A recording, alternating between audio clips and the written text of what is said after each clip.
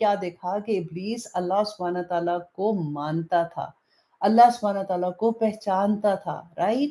اللہ سبحانہ تعالیٰ کا عبادت گزار ان میں فرشتوں میں آتا تھا، کیونکہ جنوں میں سے تھا نا. اور آپ سوچیں کہ کس لیول کی اس نے عبادت کی ہوگی کہ وہ فرشتوں میں آتا جاتا تھا. ایک حکم، جسٹ ون حکم اللہ سبحانہ تعالیٰ کا اس نے نہیں مانا تھا.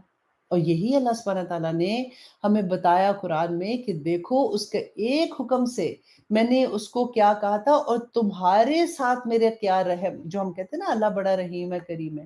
یہی وجہ ہے اللہ سبحانہ تعالیٰ فرماتے ہیں کہ دنیا میں جو مومن ہے نا ان کی وجہ سے کافروں کو بھی رزق دیا جا رہا ہے، ان کے بھی ان کے ساتھ ساری کچھ ہو رہا ہے، لیکن آخرت میں یہ سارا کچھ صرف مومن کو ملے گا.